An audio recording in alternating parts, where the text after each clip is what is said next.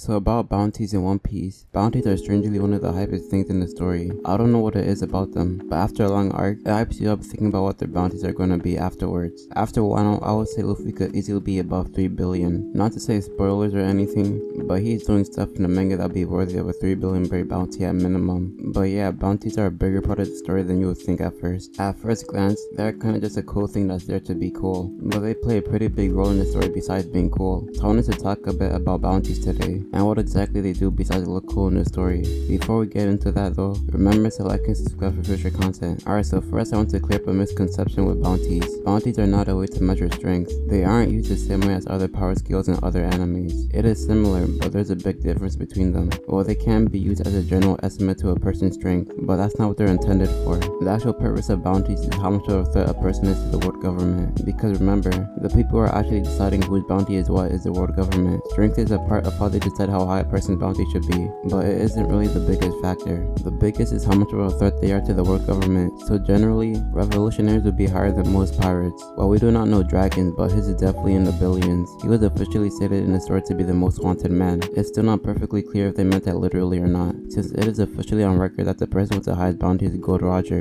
So they might have meant it in a more figurative sense, because Dragon was not active when Roger was going around as a pirate. When he was at Roger's execution, he looked really young. He looked to be maybe in his mid-20s at the latest, so he hadn't really done anything to put his name out there yet. That execution was probably what caused him to get on his feet in the first place. So as the people who are currently active, he's probably the most wanted in that sense. His bounty is still probably high, just not the highest. Well, maybe he could still be the highest active bounty, since Roger's out of commission and so is Whitebeard. So it's still possible that he could have meant it in a literal sense. Not the all-time highest bounty, but the highest active bounty, or maybe partly both, who knows. But there are some characters with questionable bounties going by this logic, and I'm mainly talking about Robin when I say that, because her bounty is only just barely over 100 million, which seems crazy to me. She is definitely one of the biggest threats to the world government right now. I think she is the only character in the story who could read poneglyphs right now, at least outside of the world government. Not even the mates who had direct connection to the Kozuki clan can read them. They are just gutting the poneglyph itself. I might be slightly wrong about that, so someone correct me if I am, but I am pretty sure that they do not know how to read it. So for someone who could literally just blow their whole cover at any minute, it is extremely surprising. I don't even know why her bounty is so low even as a starting one. They could have started her bounty at 1 billion, it would have been completely understandable. Big Mom's first bounty when she was a kid was 500 million, and even as a kid I think Robin posed way more of a threat to them, so it's pretty weird for them to start so low. You could say they had it low to not draw attention to her, since it's not really known that she could actually read them, but even that still kinda sounds like a stretch. She is getting more recognition though from the world government. It is manga only though, so I won't get into it too much,